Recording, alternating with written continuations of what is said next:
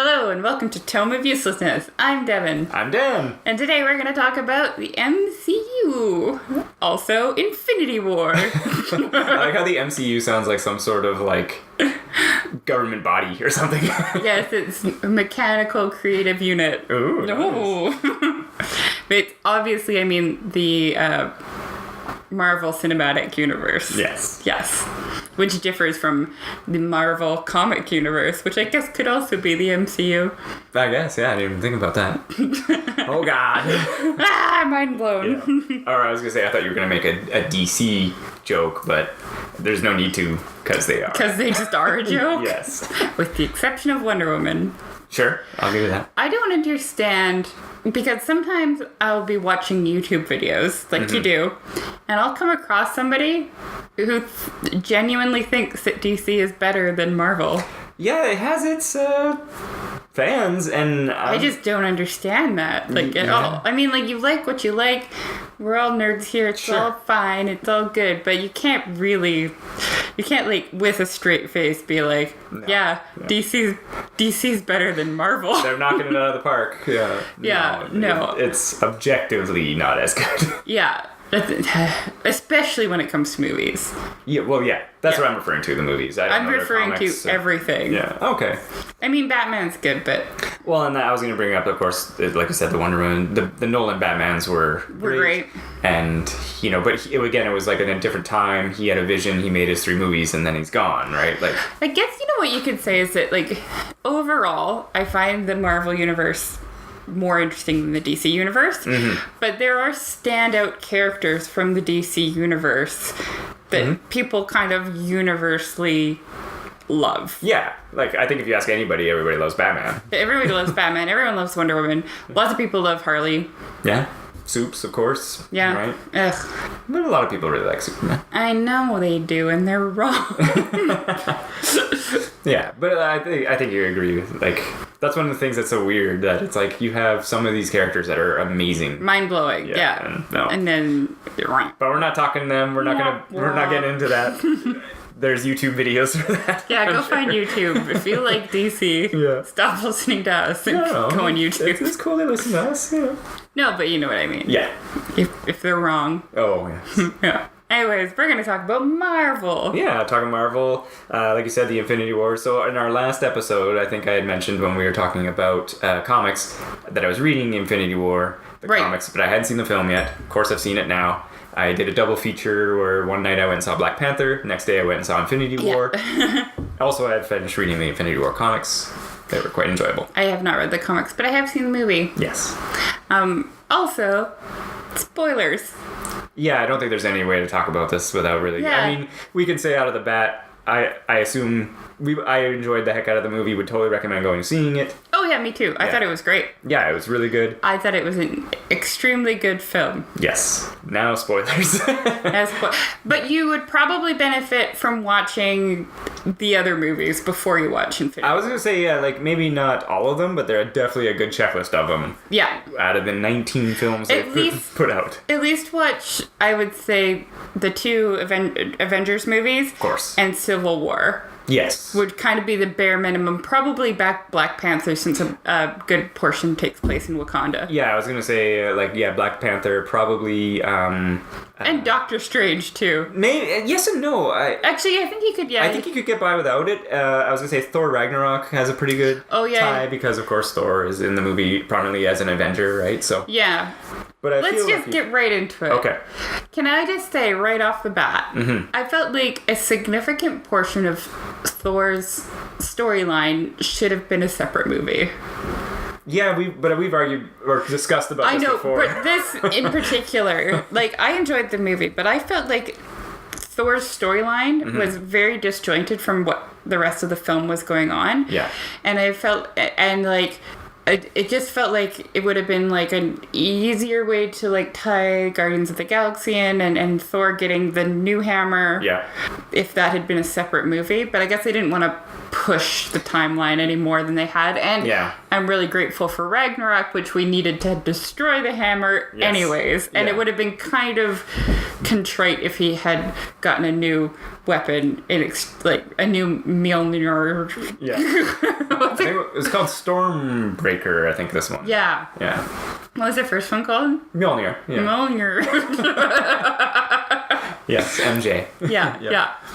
So yeah, that's my only critique of the movie. That's fair. That and Loki dies in the first 5 minutes. I was not expecting that. I was not expecting it either. I was talking to... I was getting my tattoo last week. I was talking to my tattoo artist about it, and I'm like, I was there for Loki. Yeah. I was honestly expecting that he would he would be like, oh, I'll help you out, and then do like a double cross later, because that's Loki. Yeah. But he was immediate trying to stab the guy. I was like, that seemed a little weird, but... Yeah. It's comic book stuff. Died. Yeah. Well, I'm so sad. I was also... This movie, for sure... I hope they retcon that. I'm sure...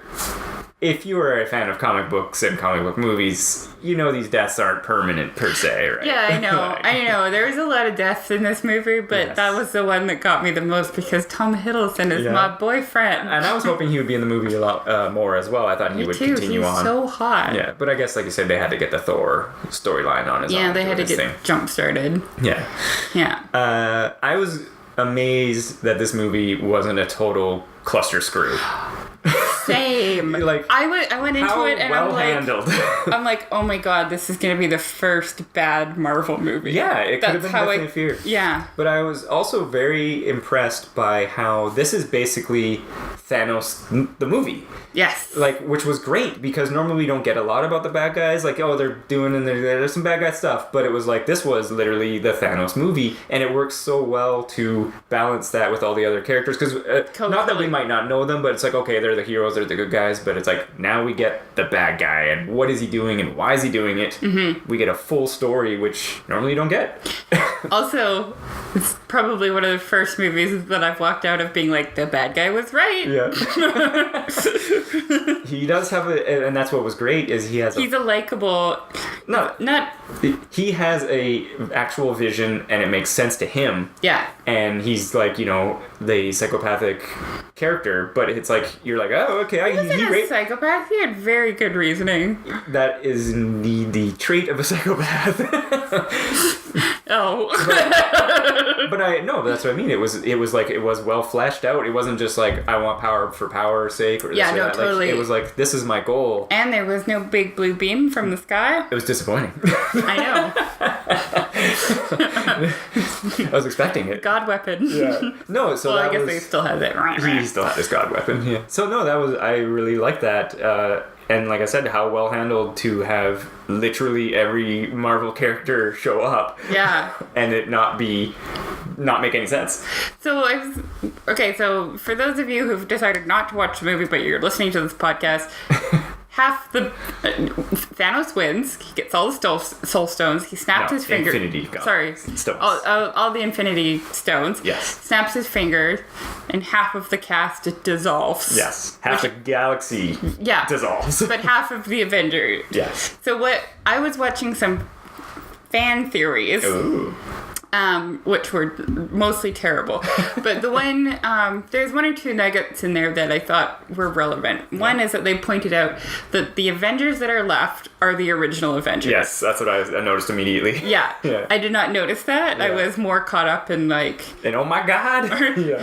Just like, Tom Hiddleston and Benjamin... Sorry. Benedict Cumberbatch. Yeah. No. Yeah. I thought they were gonna make out, just like my dreams. So I was caught up in that. Yeah. But yeah, so that's the originals. Yes. Are left, the OG.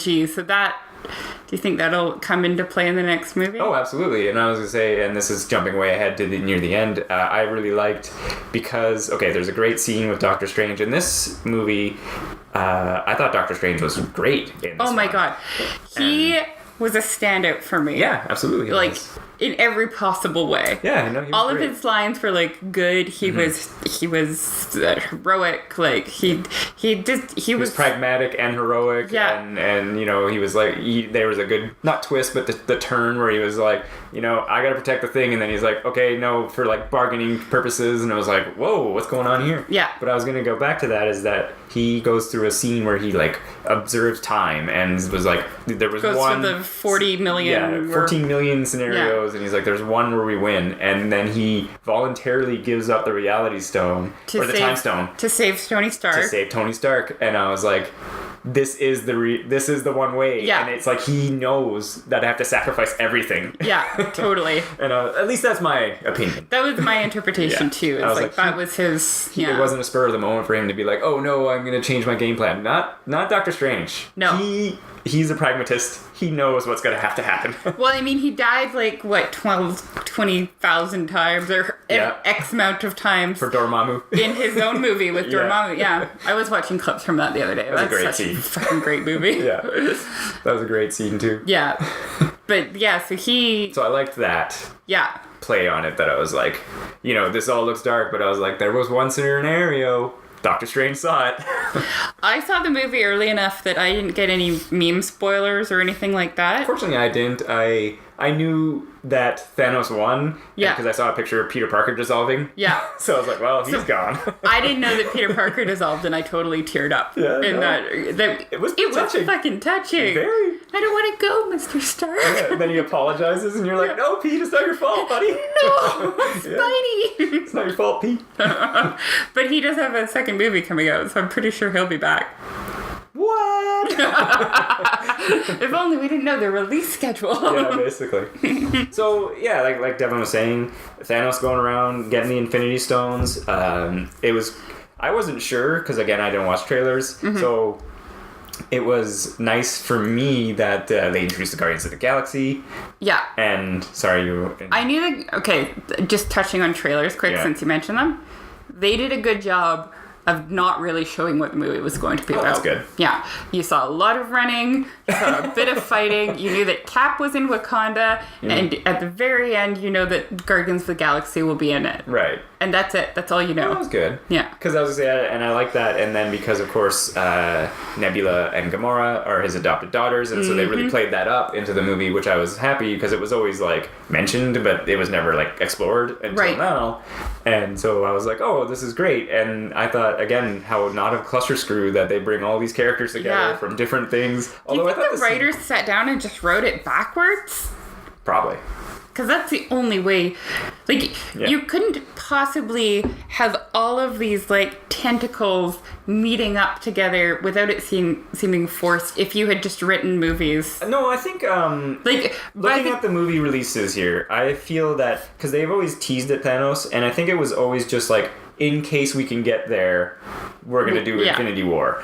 And then they weren't sure until around Age of Ultron, and they're like, this is where we're going. Because they announced it all, right? And so then, like you said, they had the tie-ins, and then the last few movies. By the first Guardians of the Galaxy, that's when they must have had an idea of how this was going to end. I don't remember. It doesn't have a release date here. I don't think so. I think Guardians, when James Gunn wrote them, he was just doing his own thing. But they must have told him, like, oh, you have to have Gamora be his daughter.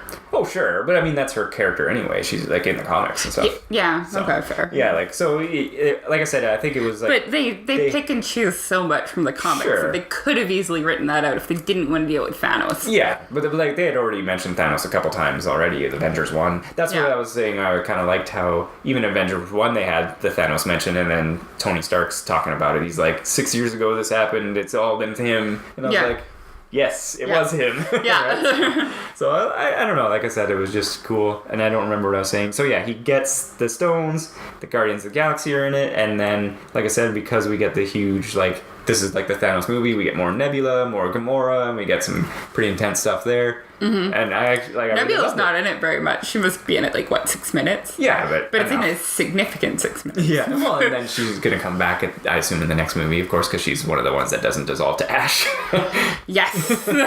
So she's in there, and I thought the only thing I thought was a little strange was when the Guardians of the Galaxy show up on Titan after Tony Stark and Peter Parker and Strange are there, and then they kind of start fighting and I was like, why did they think to go to Titan? Yeah, there was a reason, wasn't there? It was because Gamora gets kidnapped. Yeah. And then they're like not in the picture, and then they show up on Titan being like, where's Gamora? And it's like, did they think Thanos was on Titan? Maybe. I feel like maybe there was like one line or something that told them to go there. I may have missed it, yes. But, because I was kind of like, that was weird. There was a lot of stuff going on. It would be easy to miss, like when it's like a small thing, right? Yes, definitely. So then they team up, and they're gonna be like, we're gonna fight Thanos, and they do. It's a great fight scene. It is a great fight scene. Yeah. I like how they're all working together. Yeah. Because that's actually one thing that I've really enjoyed with Marvel, especially with like when the team's all together, is when they have fight scenes where everybody is doing something productive, right? Yeah, it's not just like, because, okay, remember the end of X-Men Apocalyptica? Yes.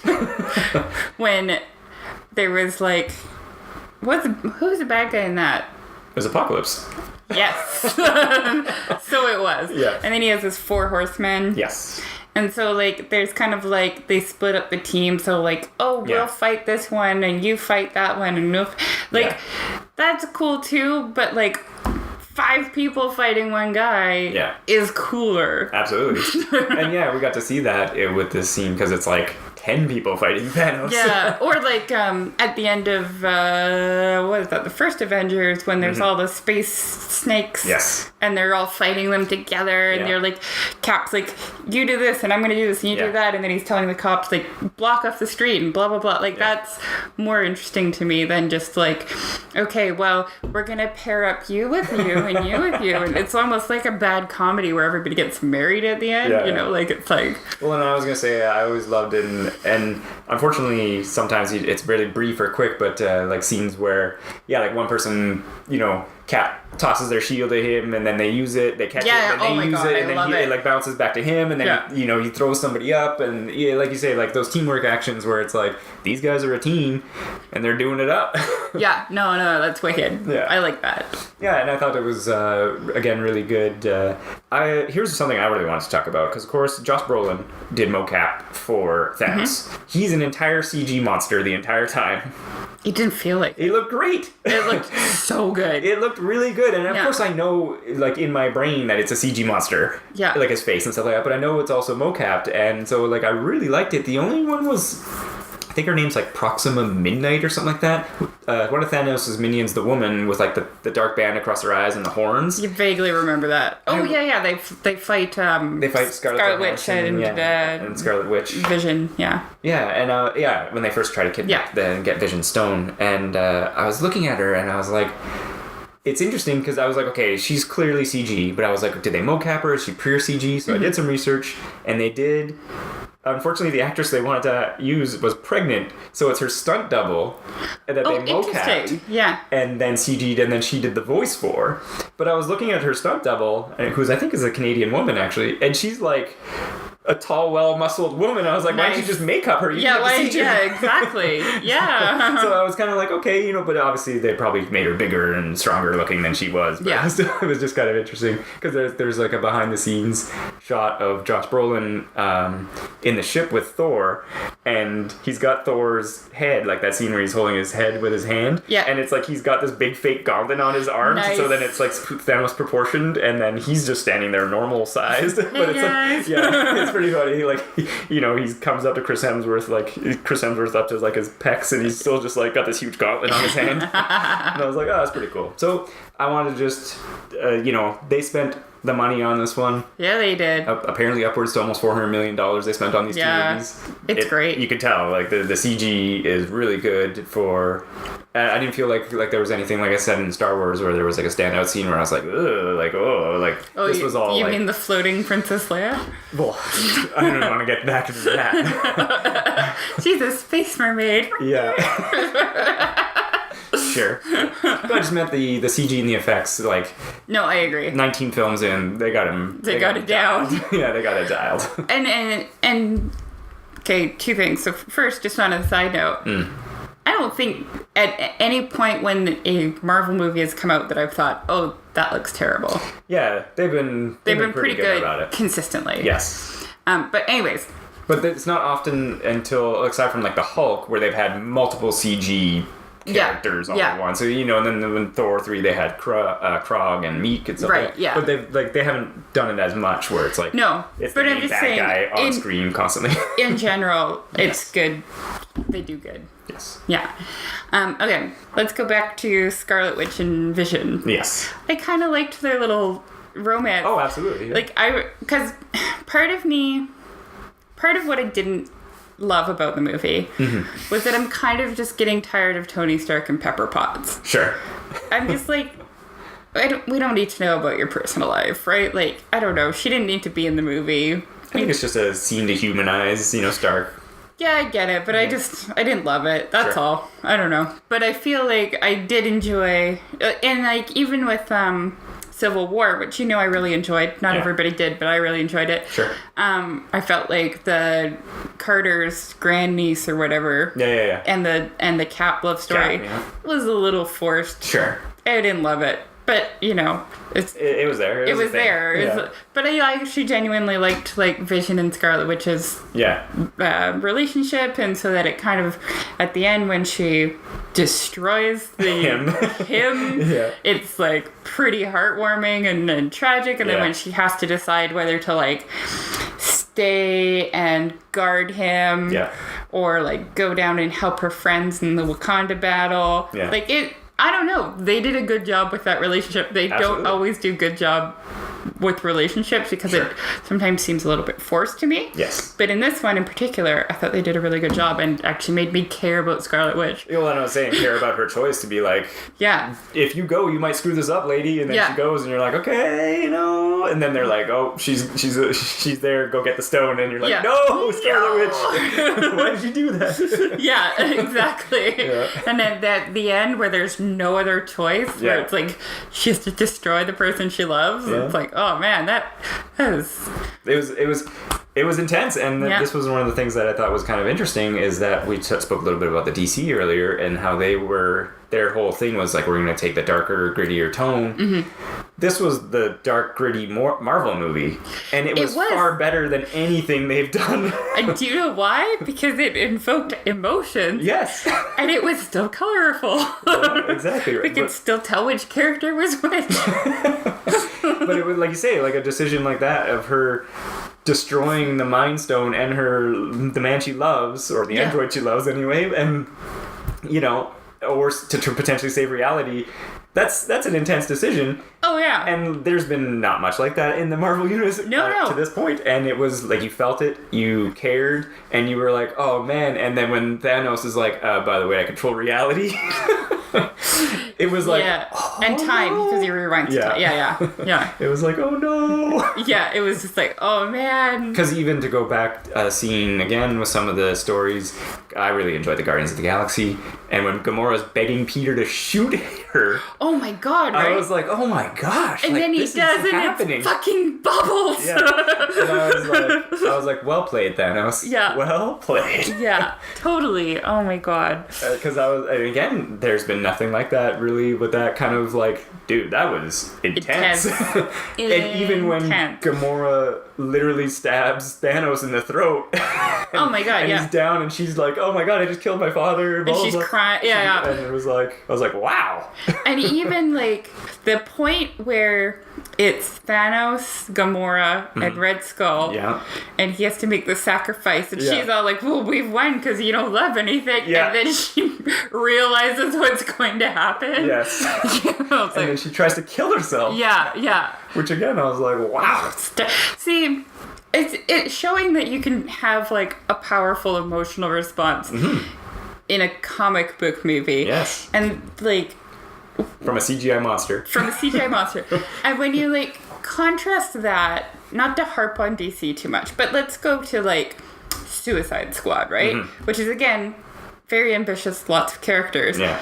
You could have had a heartbreaking moment between like Harley and Joker where she's obviously just will do anything for him and he like brushes her off.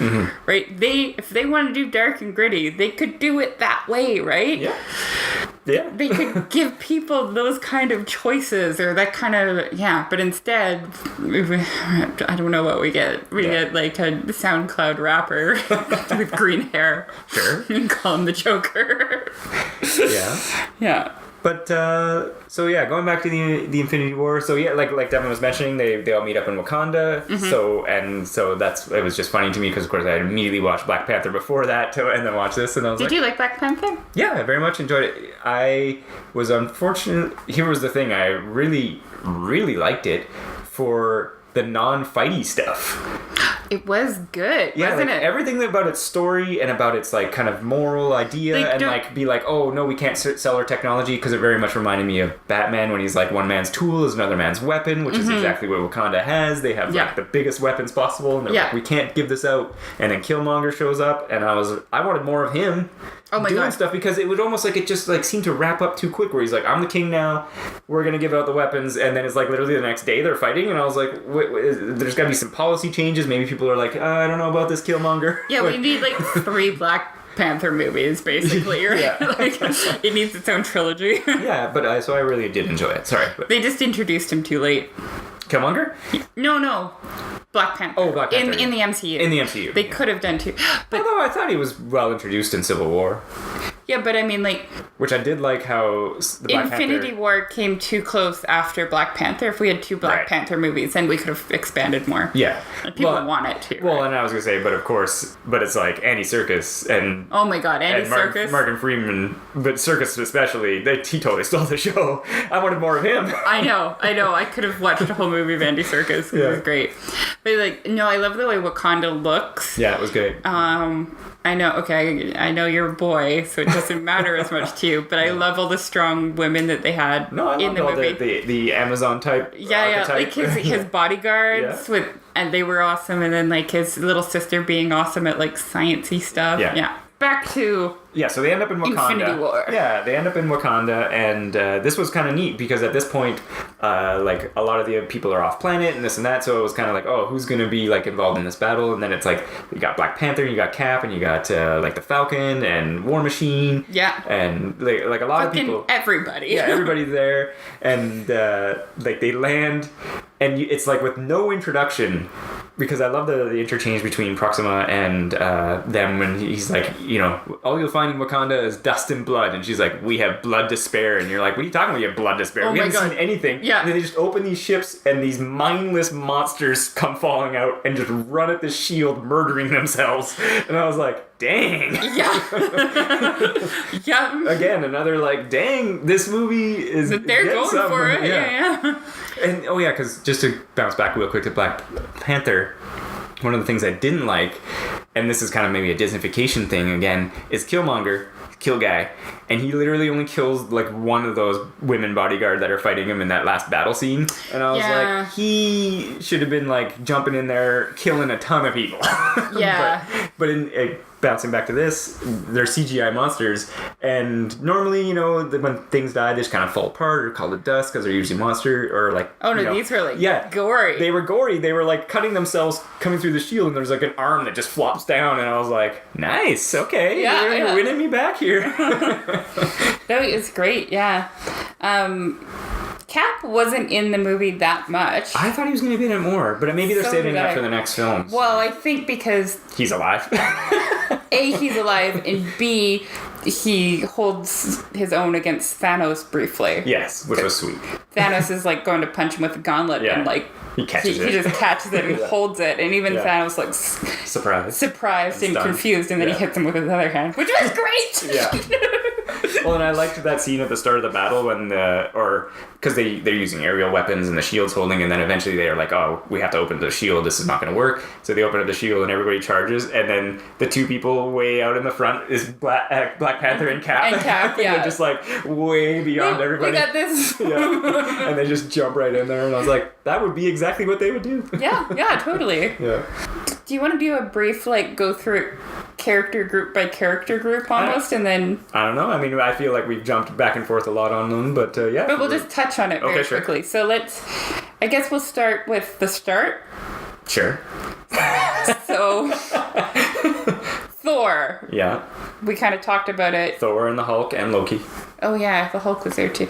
Oh, what did you think about the Hulk not being able to Hulk? Loved it. Yeah, me too. I loved it because in the first 10 seconds of the movie, the Hulk loses a fight. Yeah. No, that was great. And it totally establishes how strong Thanos is. Exactly. Yeah. And the fact that the Hulk's scared to come out is like, oh, we're in shit, guys. Yeah. The Hulk doesn't even want to fight these guys. just so you know, we're in the weeds. But yeah, so we're on the Asgardian ship. Yeah. And I was hoping that the Valkyrie would make an appearance, but I didn't see her. I hope she's in the second one. Yeah. I liked her. I liked her a lot, She was one of my favorite characters in Marvel so far. Yeah. And I really hope she's gay or bi. Well, I hope she's alive. Well, that too. Yeah. But I just think it would be cool to have a prominent Marvel character that wasn't straight. That's fair. Yeah. Okay, so what did you think of Thor's journey? Oh, okay. Yeah, when he goes, I really liked it. I didn't feel like you're saying like that it might have been it needed to be a different movie. It felt like tonally it was a whole different movie. Yes, that's what I meant, I think, yeah. Yeah, because he's off on this adventure and you're like, oh, he's going to go find the mystical thing. Space adventure. Fucking Tywin Lannister. I loved it when he showed up and because they're like, oh, I got to go visit the dwarves to like get my new hammer. And you're like, okay. And it's a giant Peter Dinklage. Yeah, that's good. Which I'm curious, again, mocap, or not mocap, but it's like, how much was forced perspective? How much was CG? Because, he's like bumping into desks and stuff like that. And he's all drunk.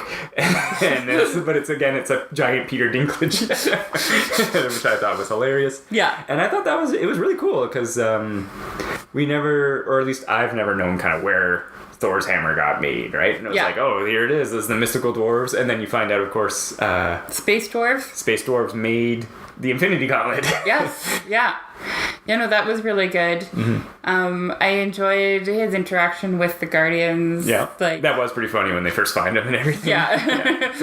And then even with Rocket, he's like, well, you're clearly the smart one here. Yeah. And Quill the whole time's like, no, I'm the captain. What does he call Rocket? A rabbit? Rabbit. Yeah, rabbit. And then Quill starts talking like in an Australian accent. And like, you will not take my ship. Voice. Yeah.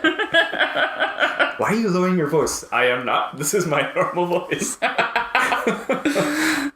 Which was pretty hilarious. Yeah, I thought. That was great. Yeah. So yeah, he goes on a journey. He didn't really have too much of like an emotional arc or anything like that because he kind of went through that with Ragnarok. Yes. He's confronted that his father had to make some interesting choices that sometimes were good and sometimes were bad and blah blah blah. His sister is Hela. Yeah. Yada yada yada. So his arc was pretty straightforward. No, but I gotta say he did have that good scene with Rocket where they're in the ship and then he's all like, and Rocket's like, well, time to be the captain. And then he's all like, are you okay? And then he's like, oh, my brother's died, my planet blew up and everything. It's like, I'm doing fine. And so I was like, well done, Chris. Yeah, it was good. I like Chris Hemsworth. Well, and then it was kind of, maybe not wish, but it was like, I thought the portrayal of, okay, so the star that they use to power the Space Forge is not spinning anymore. So they're like, okay, we're going to get it spinning. I like that. And then he's like, oh, I got to like hold open the thing, to take the power of the star. Yeah, he gets kind of injured and falls, which I thought was hilarious because he's like, Rocket's going to catch him with the ship and totally misses. Yeah. And he just hits the ground. But I was hoping for more injury or more risk there. Yeah. Because, he's like, oh, I guess that was the sacrifice by Groot, sort of, to like make the handle. Yeah. To give him Stormbreaker, which is like a big hammer axe, which looks sweet. It does look sweet. Looks like something straight out of mythology, especially after the Groot arm, because it's all like gnarled and not like a perfect handle, right? Yeah. looks like it was ripped off of a tree arm. Which it was. Which it was. Okay, so overall, not a huge emotional arc for Thor in this movie. He does have moments, but it's not like he doesn't have a lot of growth. Yeah. Actually, I would argue that there's like not a lot of growth going on for any character except maybe like Scarlet Witch and Vision. Yeah, and Thanos. And Thanos. like I said, the main character. It's the Thanos movie. Yeah. Okay, so we've got the Hulk who can't Hulk. Yeah. He gets sent back to Earth by Heimdall. Because he can see the future, so he knows it's going to come in handy. Yes. Sorry, by who? Heimdall, Idris Elba. The guy who controls the Bifrost. Right. Yeah, gotcha. Sends him back. Yeah, he dies too. He does. Why does all the hot men die in this movie? Yeah. So the Hulk back on Earth, and then he meets up with... I don't remember. He left. Oh, Doctor Strange. He meets up with Doctor Strange. Yeah. Lands. But his story, he doesn't really do too much aside from being in the background until the final Wakanda street or fight where he is in the Hulk suit. The Hulkbuster. Yeah. Which was actually awesome. Yeah, it was pretty funny. Yeah. He's all like, this is great! And then he like trips. We get a few scenes where he like tries to turn green, it doesn't work. Yeah. We get a little bit of tension between him and ScarJo. Yeah. But not much. Not much, unfortunately. Yeah. Okay, so who's next? Tony Stark, I guess you could say, because that's who we run into next, really, in the story. So I think Tony's going to die in the next movie. A lot of people thought he was going to die in this one, apparently. I thought he was going to die in this one, too. I thought Robert Downey Jr. just didn't want to play him anymore or something, or it started with him, so it has to end with him. Yeah. It's got to come full circle. Yeah. But so he's taken out his arc reactor, but then he built himself nanotechnology that sits there and stuff. He just likes having a big plate on his chest. Yeah, that's cool. Yeah. His wife is mad about it, or Pepper Potts, his lady friend. Yeah. He's scared of Thanos. Well, no, this was what I thought was kind of hilarious because it's like it cuts to them, and then you're like, okay, and then all of a sudden it's just like, boom, a spaceship shows up over New York. And yeah, then that he's was like, cool. What the heck? And then he goes, of course, because he's Iron Man. Yeah. And then, meets up with Doctor Strange and Bruce. Yeah. Like, immediately, and he's just like, what is happening? Or was it... No. No, he Strange shows up, and then they go to the Sanctum Sanctorum, and then the spaceship shows up. But it's all very, kind of boom, boom, boom. Yeah. Strange. Yeah, Strange shows up, and then he's like, hey, we're in trouble, you gotta come here. And then it's like, oh, now there's a spaceship, we gotta go fight. Yeah, that's right. Yeah, sorry, I have my order wrong. Anyways, they fight. Yeah. Strange gets captured. Yeah. Tony falls into space, as does Spidey. As does Spider-Man, yes. Yeah. I did love that Spider-Man just is like, oh, let's use this thing I saw in a movie once. Which I love the callback to that later when Peter Quill and him, he's like, oh, like the movie? He's like, no pop culture references.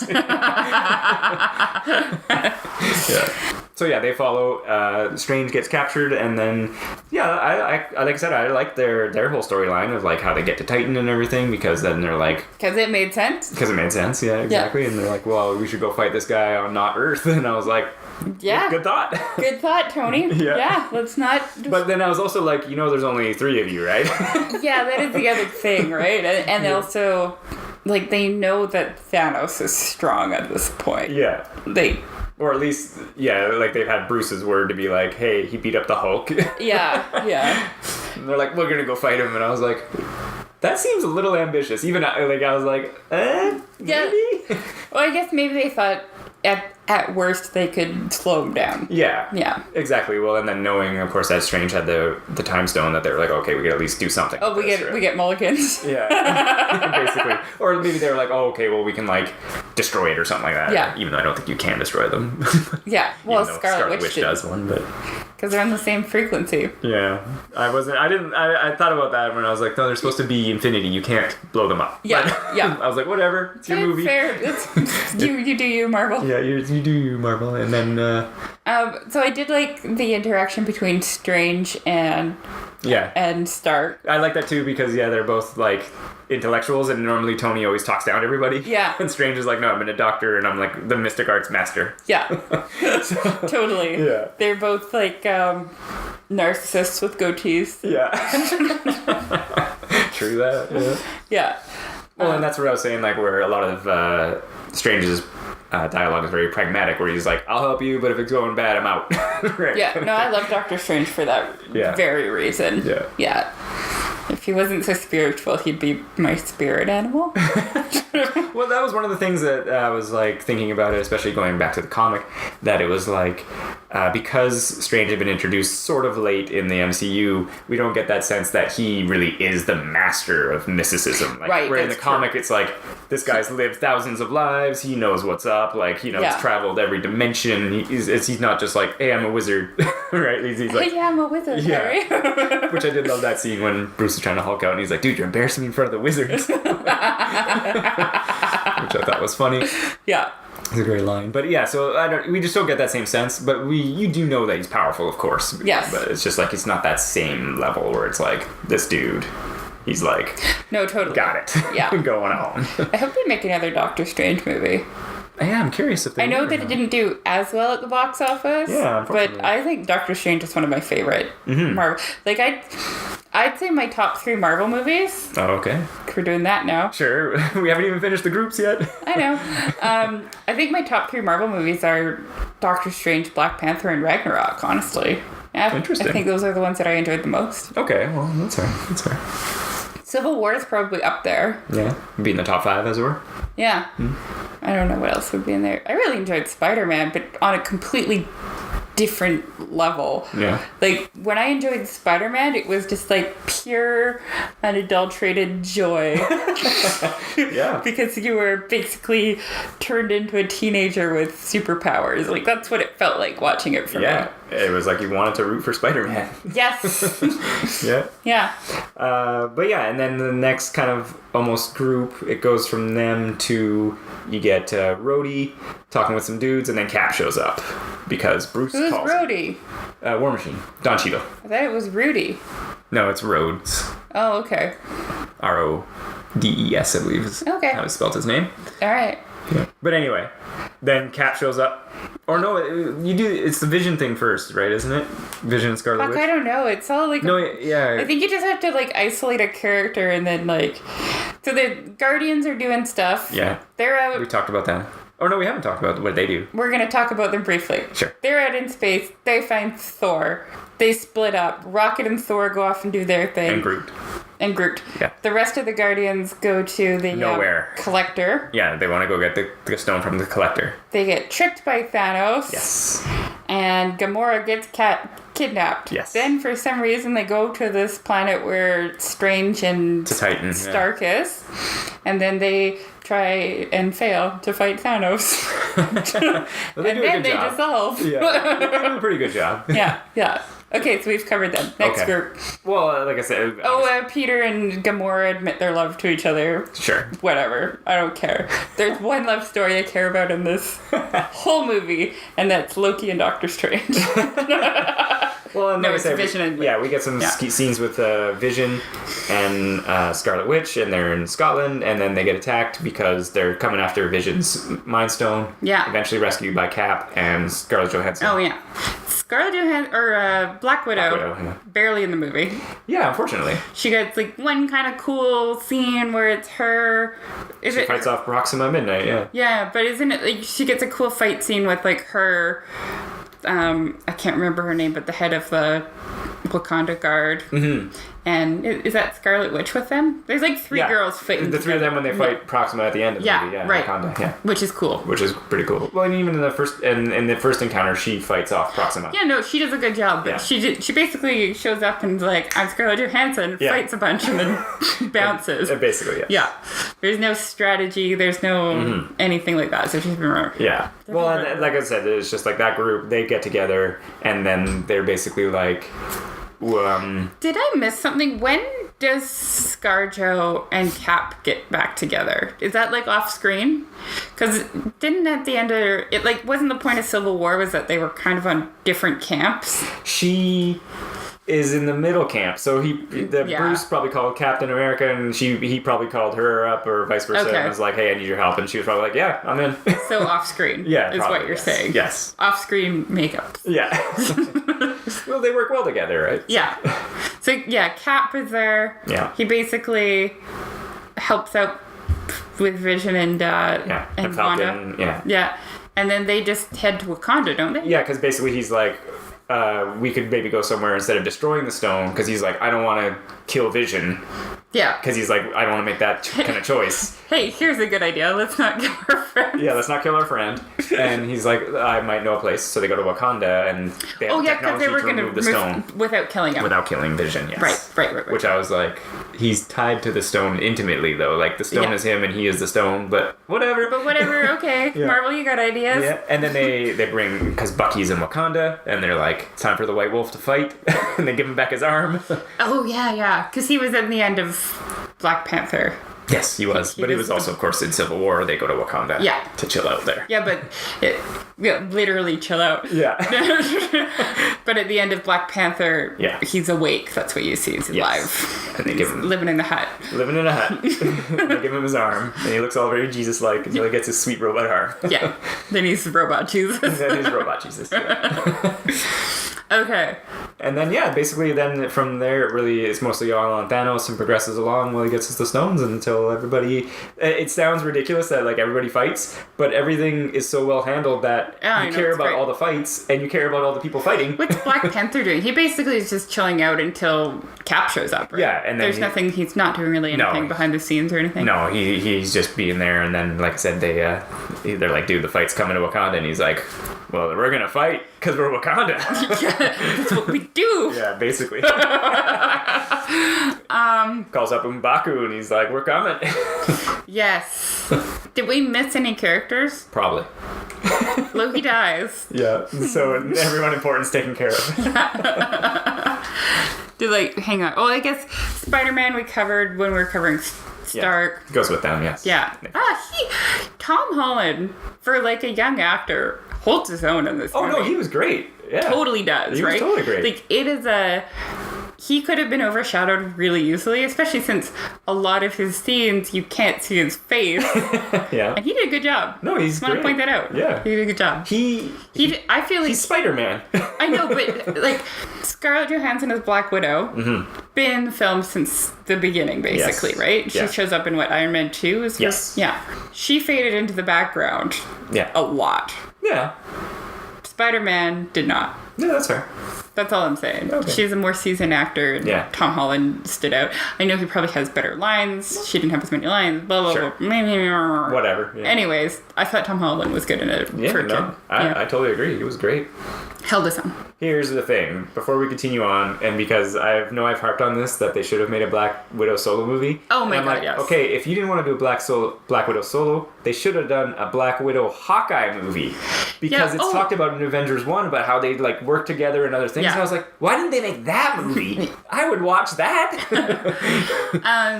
What did you think about Hawkeye not being in it? I was sad. Yeah. I like Hawkeye. I like him too. It's funny. I like him because I like him and Scarlett Johansson or in Black Widow in that they're humans amongst these metahumans or whatever you want to call them. And they kind of hold their own. And they hold their own in their own way because of their training, because of their skills, and because of their will. So I always have liked them in the movies, and so I was sad that Jeremy Renner wasn't in the movie. He apparently is signed up for part 2. I was gonna say maybe they call him up because they're like everybody's dead, or maybe his wife dies or something, and he's like, "What the heck? I am coming." I'm avenging. Yeah. We got to avenge. So but I missed him. But yeah, apparently he's going to be in part 2, which would complete the OG Avengers. The original Avengers, because I really liked him. Oh no, me too, yeah. I thought he's been great as Hawkeye, even though Hawkeye is not like a big character in the MCU. I know he's got his own comic book line and stuff like that, and but I've always liked him in the role. Here was something that I may have, and you may have saw it better than I did, because when Captain America, he grabs the gauntlet, then fights him off, Thanos that is, she kills Vision, he reverses time, gets it back, gets the Mind Stone, puts it in.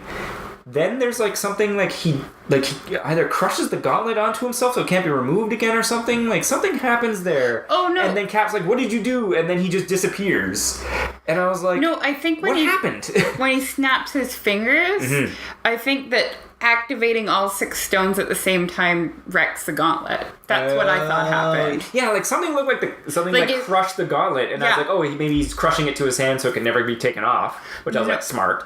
Or maybe the overload I think that it was like an overload of power, so it could hold them, but activating all the power at once was dangerous. And it broke and it kind of did the same thing that he did to Peter Dinklage, where it crushed his skull, which I thought that was actually very cool, that he's like, your life belongs to you, but your hands are mine, and he encases his hands in iron or lead or whatever, and you can't move them anymore. What did you... Yeah, I was curious about that, because I was like, I thought I missed something. I was like, oh, maybe... Or I thought, like I said, he crushes it to his hand so it can never be taken off, because here's something in the comic book. When he first obtains the gauntlet and he becomes godlike figure, at one point he turns himself into, and this is a Marvel comic book thing, into eternity and infinity, which are literal entities, not just concepts. So he becomes eternity. Then Gamora, who in the comic book at this time is all like tortured and messed up, even more so than in the movie, takes the gauntlet off his hand and puts it on hers, and then becomes a goddess. Nice. So I was like, hilarious. So I thought, like I said, I thought he was crushing it to his hand. No, I think... I could see that as well. I think it was a power overload. Okay, that's what I would guess. Okay. Sorry, but I interrupted your question. Where do you think he goes at the end? There's some fan theories that he also dissolves, and that's his death. I don't think that's accurate. I also don't think that's accurate. Yeah. It's hard to say, but I think it's just like he's literally on a planet somewhere. Just on a planet chilling? Yeah, on a random planet chilling, because again... He wanted to watch the sunset rise, whatever. Sure. I was to say... Because it was obviously not a remade Titan, because we had characters on there, because you could have done that, remade Titan.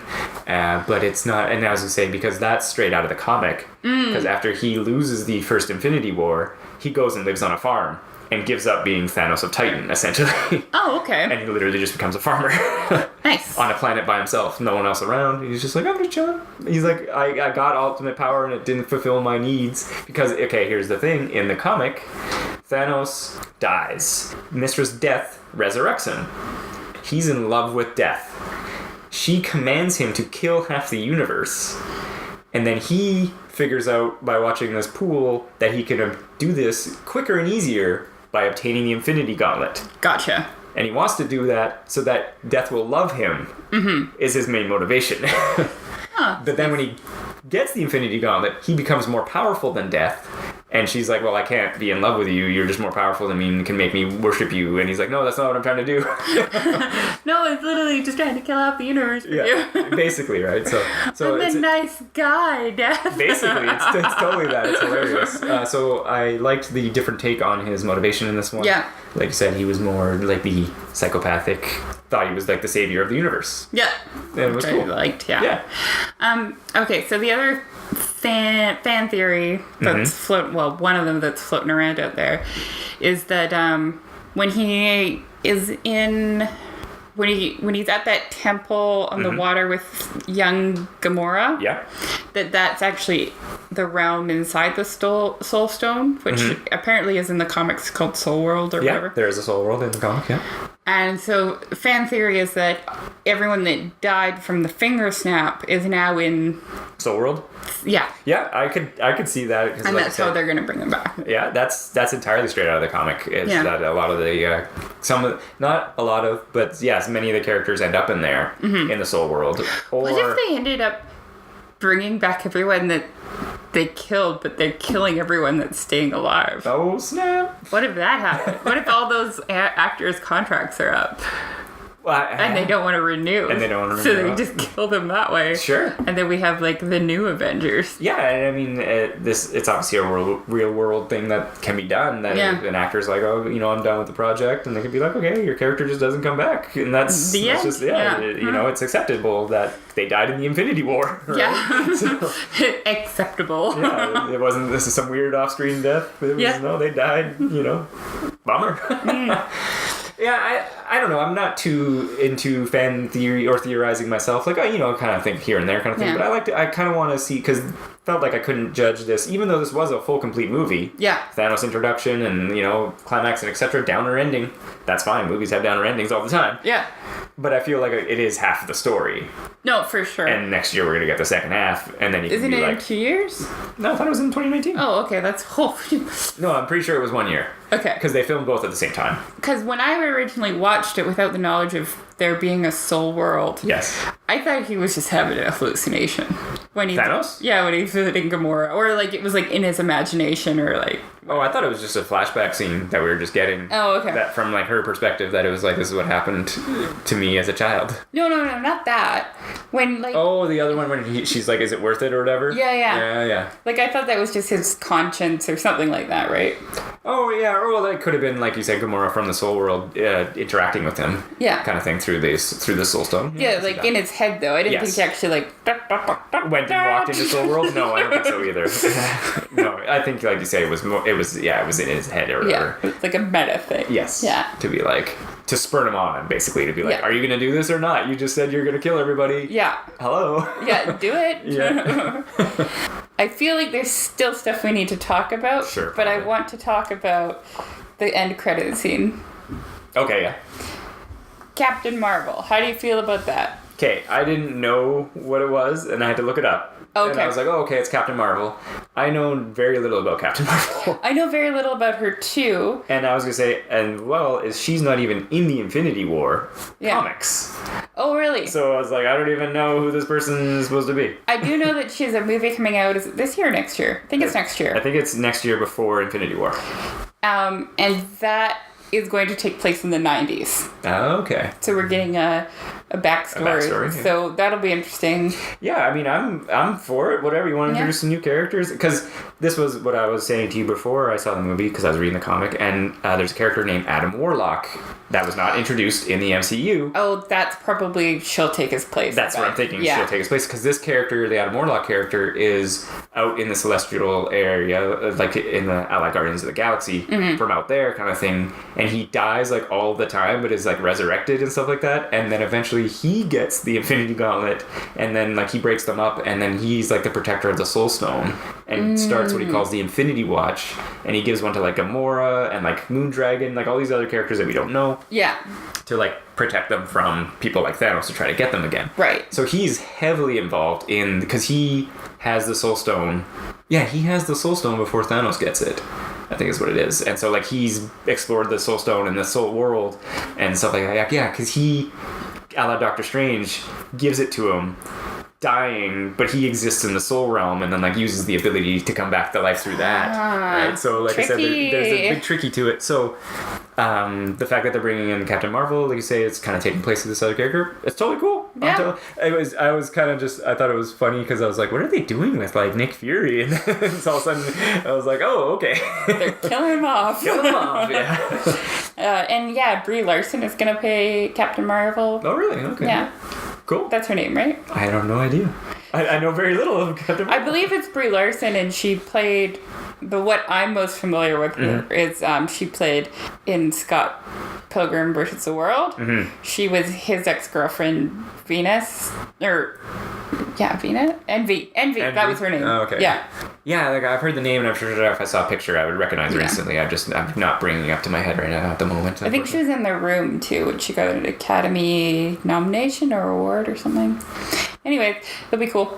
Yeah, like, so, yeah, you're down with the Captain Marvel reveal? And yeah, I thought it was well, here's the thing. I don't know if I was down with the reveal in the context of Infinity War. I think we got enough characters going on that they could have done something else for the post-credit scene. Yeah. But I also trust that Marvel knows what they're doing at this point. At this point, yes. I am okay with it. Yeah. And I was looking forward to a Captain Marvel movie anyways. Right. So I'm not disappointed that she's going to be a character in the universe. I didn't... I wasn't sure about it in this context. Right. That's all. Yeah, I thought it was kind of just neat. I was like, oh, cool, he's got some kind of pager, probably calling someone in space. And then I had to look it up to be like, oh, okay, Captain Marvel. yeah, totally. I don't know. I don't. Have we missed anything? Probably. We didn't talk about Red Skull at all. Unfortunately, I mean, there's not much to say, really. Like, he was there. I wish it was Hugo Weaving. I had to look it up. The guy did pretty good. He did an okay impression, but I was you just wish everything was Hugo Weaving. Well, I wish, yeah. But, you know, you can't go wrong with him with his way he speaks. So. Yeah. Yeah, I thought it was pretty cool, but I was just going to say I feel like we've praised the movie enough that I feel like we've gone through it pretty good that I don't know if there's much more to add. What are your top 3 favorite MCU movies? Well, I've probably pointed it out several times. I bet I can name them. You've asked me this before. Yeah. Okay, sure. Winter Soldier. Yes. It's number 1. Number 1. Yeah. The first Avengers? I think that would make my top 5, but it wouldn't be my top 3. The first Iron Man. Ooh, that's pretty good. It's hard. My top. I don't know what my second would be, but definitely the 2 Guardians of the Galaxy movies are in my top 5. Oh, really? Yes. Both of them? Both of them. I didn't like the sequel as much as everybody else did. I dug the sequel immensely. No, I liked it, but I didn't get it. I don't know. I felt, I don't know. No. I felt there was some... Here's what I felt. There was some cheese there? I felt there was some forced tugging on heartstrings. Sure. That didn't have enough build up to it. That's all. Okay. Yeah. Or as there was, I can't remember where I saw this. I think it was a tweet or something, but they're like, Guardians of the Galaxy, Peter Quill has mommy issues. Guardians of the Galaxy 2, Peter Quill has daddy issues. Yeah. Infinity War, Peter Quill has father-in-law issues. Pretty much. Yeah. Pretty much. It's a good summary. Yeah. Yeah, I really don't know what my number 2 would be. It's really hard to say. I think the first Avengers would be in the top 5 mix as well, just because of the excellent execution and the first time that... Like, it's almost quaint to think that a movie with, 6 characters, it was like, oh, man, I don't know if this is going to work. Yeah. And now we have this movie with, 30 characters, and it's like, wow, that really worked. Yeah. Good job, Marvel. Yeah, and I think it really solidified the Marvel tone and direction of the movies, and just, the characters, even, as Chris Evans as Captain America, he was good in the first Avenger, but he was far better in the Avengers. I gotta say that Chris Evans is Captain America.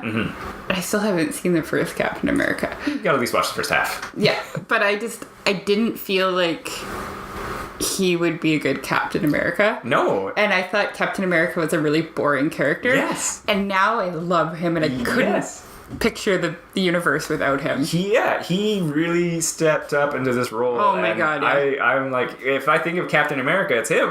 Yeah, no, totally, straight up. Yeah. And so, like I said, that first Avengers movie, even with Thor, because again, these characters, aside from Iron Man, only had maybe the one movie. The Hulk had a couple, but they weren't as big. And then so it was or part of the MCU. Or part of the MCU, yeah. But it was we didn't get to see them as much, and then all of a sudden it just really stepped them all up and solidified them as wait, these are great characters. And then, of course, there's the introduction with Loki as this bad guy to come back.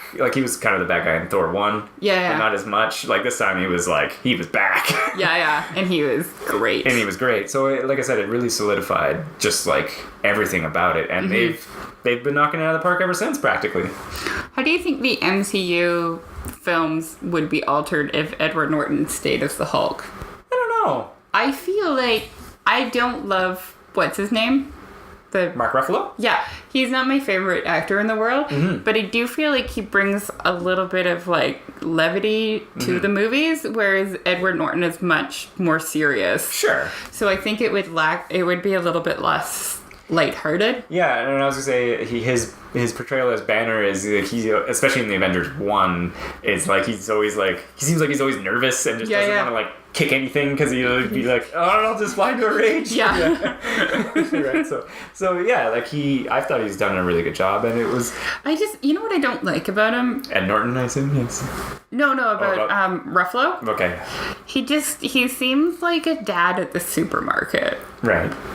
I just can't get past that. Sure. He doesn't seem like a super... Well, I guess maybe because he's Bruce Banner and not the Hulk. Yes. But he never seemed like anything special to me. Right. He just seems like a guy. Well, I feel like I could sit beside Mark Ruffalo on the bus and I wouldn't fucking notice. Yeah. Well, and I was gonna say that's one of the kind of the facets of he just wants to be left alone always and not be a part of the world because he's I'm gonna break it if you guys keep bringing me in. Yeah. And so you never get any kind of real scenes about him doing sciencey stuff and this and that. You kind of do in Avengers 1, but it's kind of sort of off screen. You kind of do it in Avengers 2. It's beep boop, boop, boop. Oh yeah, him and Tony. But again, it's they're science friends. They're science friends, but it's it's not the they're Hulk working is on the an one. Ultron. Yeah, the Hulk is the one that does the smashing. Yeah, right. That's true. I don't know. I don't like it. No, that's fair. But when like Chris Evans. Yeah. It's just being like not Captain America. He's just, hanging out and stuff. Sure. He's still Captain America. Yeah. But maybe it's because he doesn't really wear a mask or anything. Mm-hmm. Well, and here, okay, I was about to say. Here's a better example. Okay. With Tony Stark and Iron Man. Yeah. Robert Downey Jr. is still a superhero when he's out of his suit. Sure. And that was the whole point of Iron Man 3, which I really liked. Yeah. At that point. But to me, Mark Ruffalo is just some guy on the bus when he's not the Hulk. Right. Yeah, that's fair. That's fair. Yeah, I don't know. Go back to what you were saying, like how I would rank them. I was say I do have a printout here, which we were looking at earlier, and it's like I thought was interesting is this is a worldwide box office and North American box office. One's adjusted for inflation and one isn't. And I just thought it was interesting how the adjusted one has a lot of the films, some of the earlier films, actually rise farther up the list than I thought. Because, of course, as they've been getting better, the audience has been getting bigger. Like, if you just, especially the Avengers movies, right? Like, yeah. They're in the top 3 money makers, but Avengers 2 is still ahead of Avengers Age of Ultron.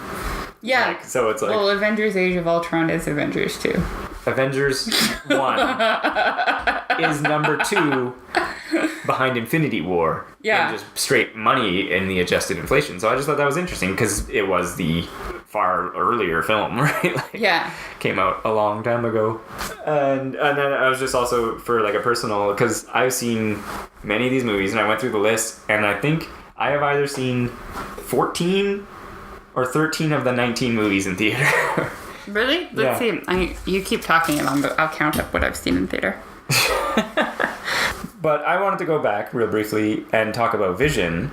And when he was introduced from Paul Bettany's voice as Jarvis to him as Vision, I've always been amazed by his makeup or whatever he's wearing on his face to make him look so much like a synthetic person. Like, I've seen 11 in theater. Nice. Yeah. Yeah, it's like his... Oh, he looks great. Yeah, like it looks so good. Do you know what?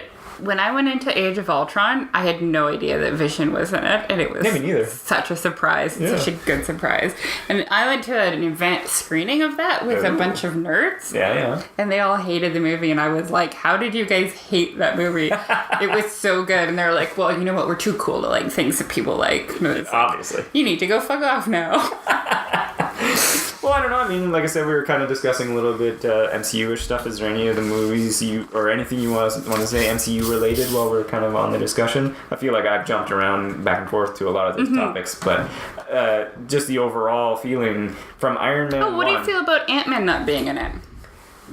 I was curious. I figured. I just assumed he was going to be in the movie.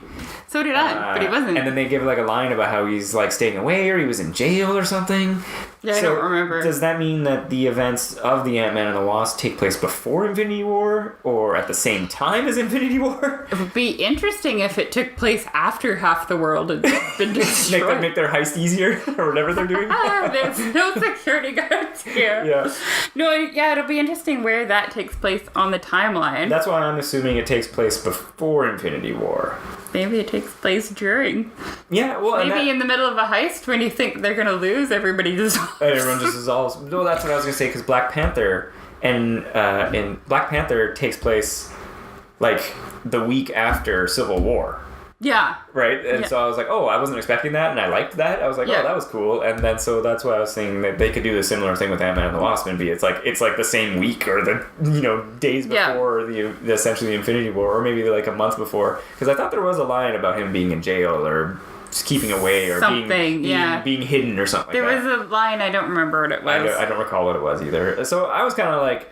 It makes me want to see Ant-Man and the Wasp, though. Yeah. Which, I really enjoyed the Ant-Man movie, but I don't know if it's because it's Ant-Man or they don't market it well, but I just, had no desire to go see that in the theater. Yes. And I kind of felt that way about Ant-Man and the Wasp, except now I want to know how it relates to Infinity War, so I guess they've got that going for them. Nice. I do like one of the current posters for Ant-Man and the Wasp, when it's just, blank white, and then there's two little dots, and it's just them. Oh my god, that's awesome. Yeah, it's them, shrunk down, and I was like, that's pretty clever. That is fun. I do like the font that they've used. It looks very, It reminds me of like a, I don't know, almost like a vaudevillian kind of font. That's fair. I don't know. Yeah, and I was going to say Ant-Man was one of the films I didn't see in theater, but very much enjoyed it on a watch. Yeah, because it's a good little heist movie. Yeah, and that's what it is. And I think, like, we spoke a bit, it came out at a time during kind of, like, sort of superhero fatigue. There have been so many of them in a row, and I'm almost afraid that could happen potentially to Ant-Man and the Wasp. I think it will. Because literally we just had Black Panther and Infinity War, and Deadpool comes out, and it's like... Black Panther and the Infinity War. Yeah. Are great, huge fucking movies, right? And Ant-Man and the Wasp are not. Yeah, that's right. But I mean, that could also work in its favor. It's a little smaller story and tighter. I don't know. I think I'll go see it in theaters, but it's not something that's at the top of my list, even though I did enjoy Ant-Man. I don't know. I like Paul Rudd. Yeah, it's just, I don't know. Maybe it's a girl. What's her name? Evangeline Lilly? Yeah. From Lost. She was in Lost, yeah. She was also in the Hobbit movies. You know what else she was in? Like 90s commercials. 90s commercials for dating. Like the Call Me Girls. Yeah. I just mean it's interesting because like they had done a couple films before they started the MCU. Like I brought up Blade and stuff like that, and then when they started with Iron Man, let's bring back Blade. Yeah, but they could. Yeah. But yeah, when they started with Iron Man, it was like. It was the right time and the right actor to play the right character. Yeah. And people were like, wow, this, like, I wasn't an Iron Man fan, but I'm a fan of Robert Downey Jr. as Iron Man. Like, oh, God, yeah. It just kind of kicked it all off, and then they started sort of slow, you know, and the Thor and this and that, and then it's just when the Avengers hit, and Joss Whedon did an amazing job, and it was like, they've been printing money since, right? Like, basically, yeah. Yeah, like and not that they have carte blanche with audiences, but they've been... All the movies are quality. All the movies are good on their own. Like, you don't have to be a comic book fan to be enjoying these movies. Well... But it just helps if you are. With Infinity War, you kind of have to watch the rest. Like this one you definitely do. Like the Avengers 1, maybe not so much. Avengers 2 would help if you had seen this one. If you haven't seen anything before, you are going to be mostly lost.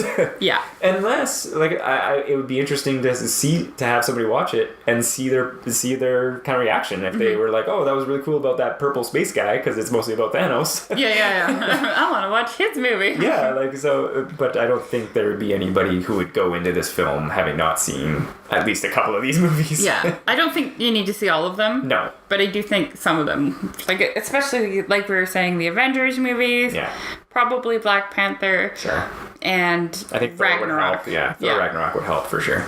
And again, just because Ragnarok's a great film. Well, and then just going back to like I was saying with some of these other movies they've managed to do, the Guardians of the Galaxy. I didn't really care about these characters. But now you do. And now I was like, I want to see a third Guardians of the Galaxy movie, right? Like. Yeah, that would be great. Yeah. And so again, they've done such a good job with these characters, and I guess it's Disney has bank to do this, but they didn't own Marvel at the time.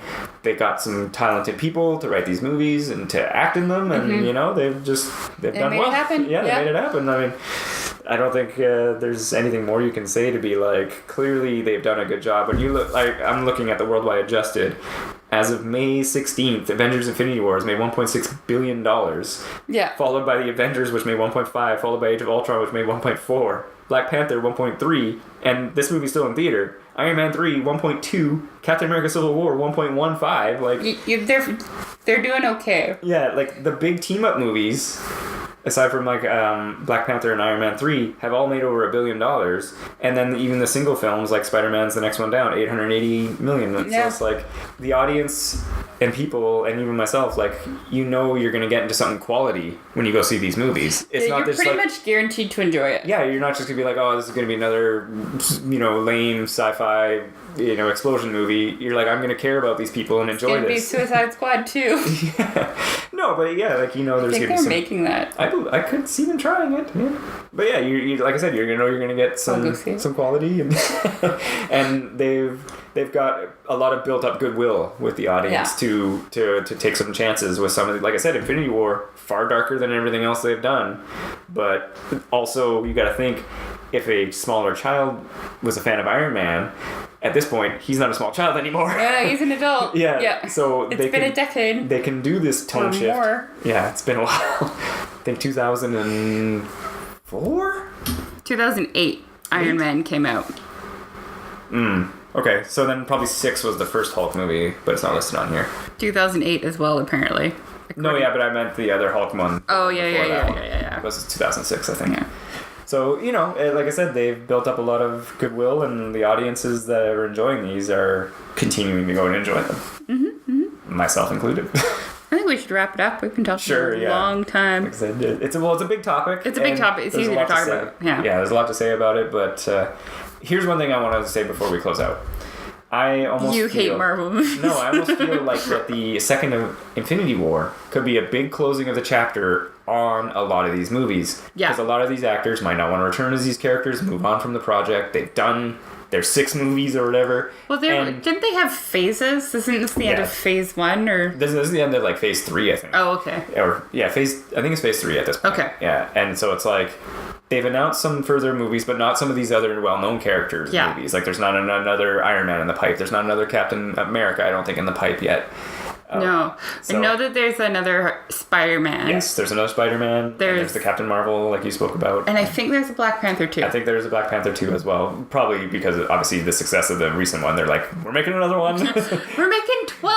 Yeah, but I just mean, like, it feels like, and it would feel almost like an appropriate end.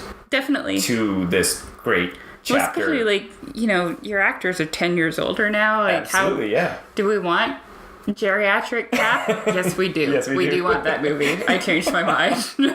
Sure. Well, and that's I want grizzled Cap. That's one of the interesting thing about like a character like Captain America, who in the comics is essentially immortal. Yeah. So it's like he could stick around, become a little more grizzled, a la Wolverine. They've done that. It was really good. So I don't know, but I just almost feel like were it to end and some of these actors not return, it would be. Okay. It was a good ride. Like, there's no, totally. I don't feel like, oh man, it was like, no. I do want a second Doctor Strange movie. Sure, though. I would enjoy another Doctor Strange movie as well, but. Yeah. I'm talking more, say, like Chris Evans, Scarlett Johansson, Robert Downey Jr., even Chris Hemsworth, unless you want to continue doing Thor. I hope he does, because I love the Thor movie. Sure, they were really good. I guess they could make Lady Thor like they did in the comics. Sure, yeah, exactly, right? So, but that's what I mean. I feel like it would not be. It wouldn't be... the end of the world. Yeah, it wouldn't be the end of the world. It was like, well, they just gave us a decade or more of amazing entertainment. So. True. Cool. Go watch some MCU films. Yeah. But first, make sure to download our episodes on whatever. iTunes. iTunes is one. And everything else. Subscribe to our YouTube channel. Yeah. Follow us on the Instagram. Mm-hmm. Yeah, that's what we're on, which is at Tome_of_Uselessness. We're also on Pinterest, but nobody cares. Twitter. We're on Twitter. We're useless_tome. I should know that because I made it. Yes. We have a website, tomeofuselessness.com. Did I miss anything? Doesn't sound like it. No, we don't have a Facebook because I don't want to make one. Yeah. Plus, they've had a lot of issues of late, so. Yeah, that's true. Yeah, because we're boycotting. No, we're not. I don't know. Well, anyway, that's another podcast. Next episode. Why we hate Facebook. And that's it. Yeah. So thank you for listening. Go watch some Marvel movies. Have a great night. Bye.